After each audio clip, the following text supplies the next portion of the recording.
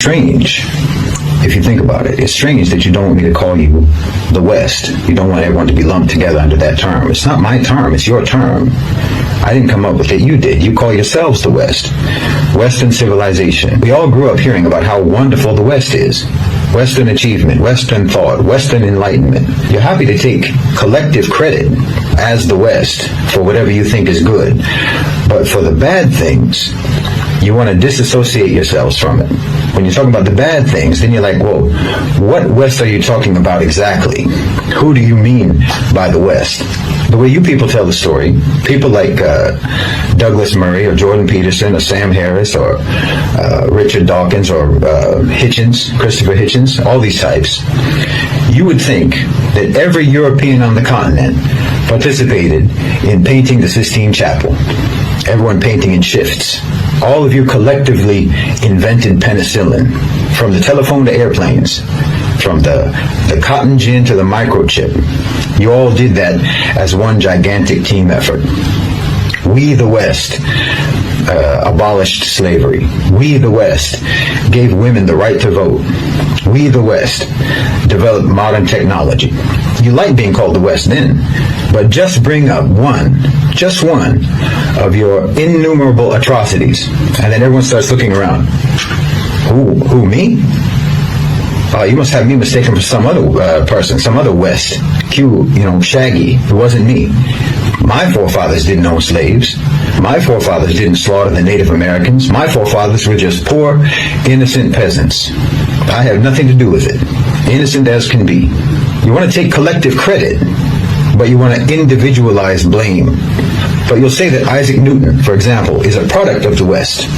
Michelangelo was a product of the West. Mozart was a product of the West.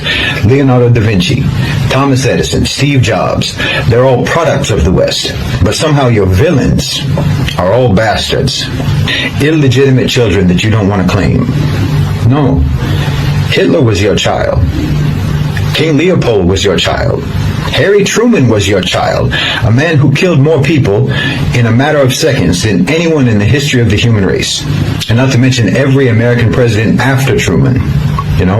From the Korean War to Vietnam to the dirty wars in Central and South America to Panama, the first and second wars in Iraq, Somalia, Afghanistan, Libya, Syria, and before Truman, I don't think that the United States has had a single decade in its history when it wasn't slaughtering some people somewhere in the world. These are all products of Western civilization too.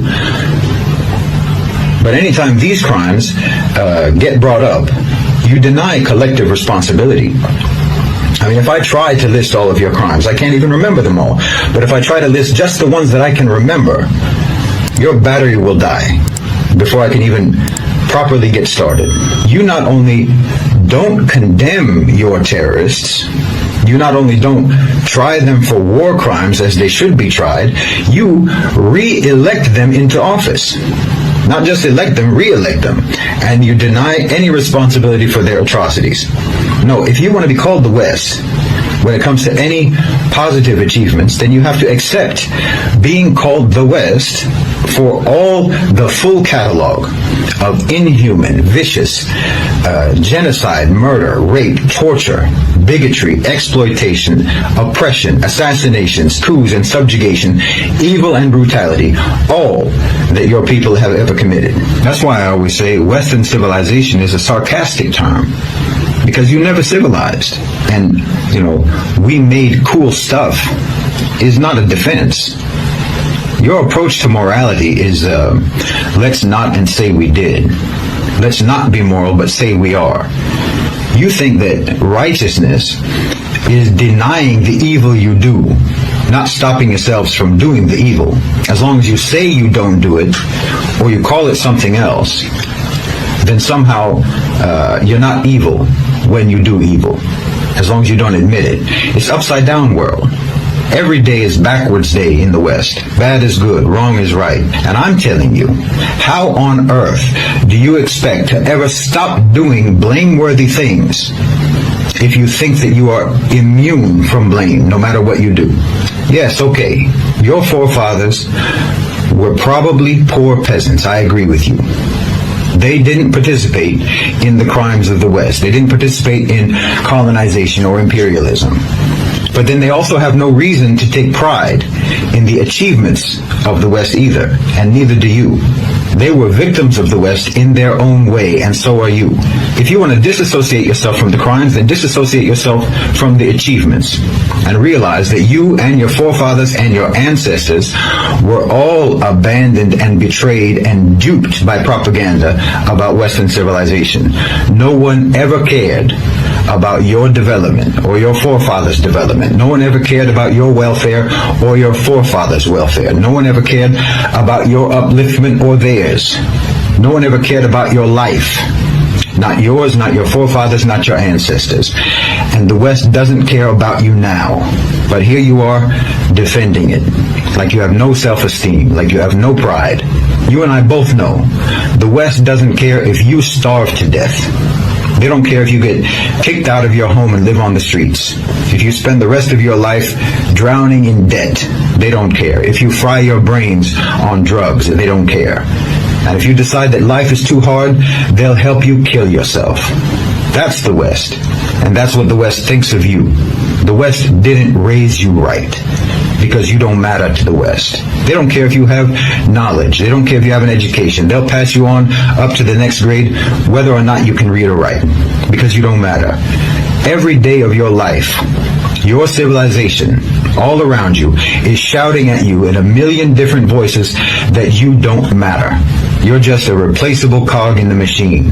Everyone in the West is regarded as disposable by the West, and still you defend it as the pinnacle of human refinement. You need to break that spell, because you're living in a trance of propaganda that's all designed to keep you oblivious to your own humiliation. But then you'll get mad at me for trying to tell you to break that spell, to break that trance. You'll get mad at me because I'm trying to tell you that you need to stop being humiliated. You need to stop aligning yourself with the ones who are humiliating you. You need to stop aligning yourself with the ones that were humiliating your forefathers and that are humiliating you now. And you're going to get mad at me. But you don't disassociate yourself. I'm supposed to disassociate you from them, but you're not. Why should I disassociate you from the West when you don't do it yourself? I'm trying to tell you that you need to break the trance. I'm trying to tell you that you need to break out of the propaganda. You need to break out of the indoctrination. You need to break out of the programming. But you're going to get mad at me for telling you that. And you want to hold on to the programming. You want to hold on to the indoctrination. And then while you're holding on to it, I'm supposed to separate you from the indoctrination that you're holding on to. So how are you?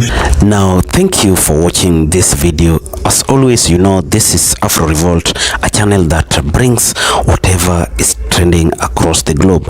And our main focus is changing the mindset of people regarding race. We have to preach things that will help in ending the systemic racism and racial segregation that have been spread across the globe.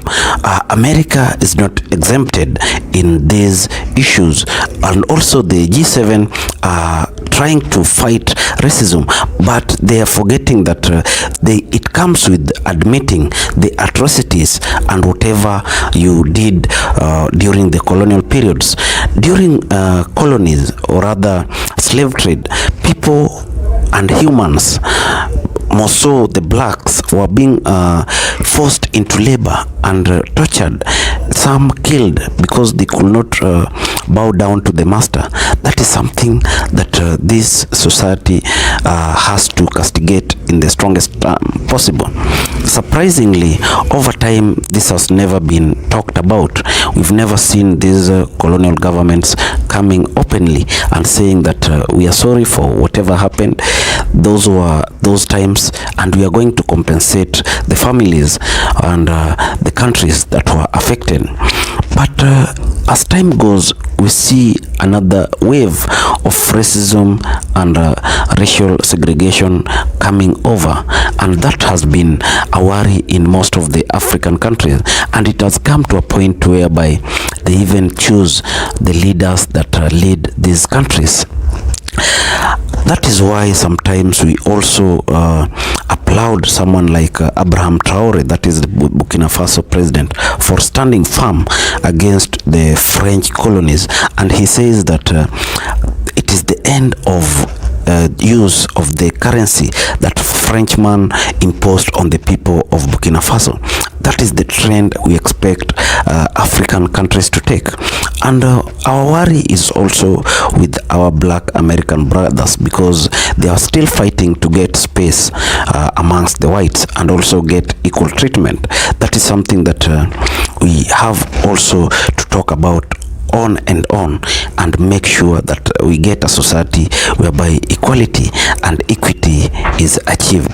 That is the message Afro Revolt always try to bring by highlighting, or rather bringing these videos that talks straight in the eye and points out at the ills and brutality that racial segregation have meted on people across the globe. Let us preach this gospel. Let us ensure that we build a society that is for all, and everyone is treated in a manner that is pleasing in the eyes of the Lord. Now, if you're watching us for the first time, I urge you to make a comment and also subscribe to this video. Now, also do not forget to like and share. Thank you, and may God bless you.